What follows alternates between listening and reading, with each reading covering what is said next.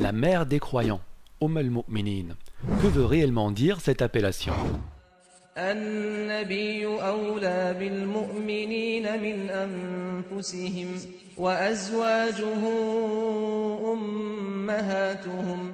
Les épouses du prophète sallallahu alayhi wa sallam sont donc les mères des croyants. Mais attention, ça ne veut pas dire qu'elles sont nos mamans dans le sens général du terme.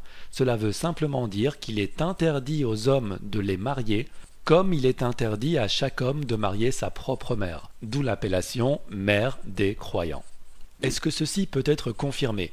Oui, voyons voir ce que disent les sources sunnites à ce propos. Tafsir de Tabari, volume numéro 19, page numéro 16. À l'interprétation du verset 6 de la sourate 33, nous lisons ceci. Leur sont interdites ces épouses comme leur sont interdites leurs propres mères.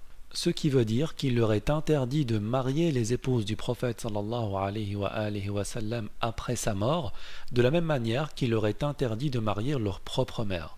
Un peu plus bas nous retrouvons et ces épouses sont leurs mères, ce qui veut dire qu'elles leur sont interdites au mariage. Dans un autre tafsir dit sunnite, par exemple celui de Samarqandi, nous retrouvons à l'interprétation de la sourate 33, verset numéro 6, exactement la même explication.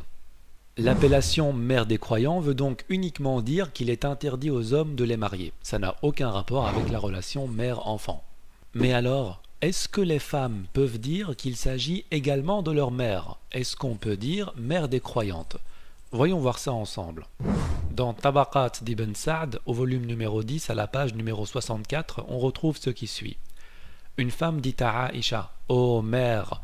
Elle répondit, « Je ne suis pas ta mère, mais je suis la mère de vos hommes. » Dans le Sunan al-Kubra, au volume numéro 7, à la page numéro 111, exactement la même narration rapportée par Aïcha elle-même.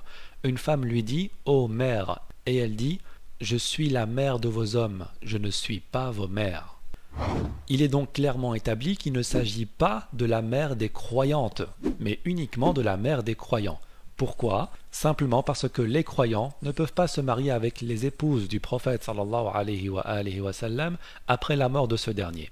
De ce fait, puisque cette règle n'est évidemment pas applicable aux femmes, on ne peut pas dire qu'elles sont les mères des croyantes.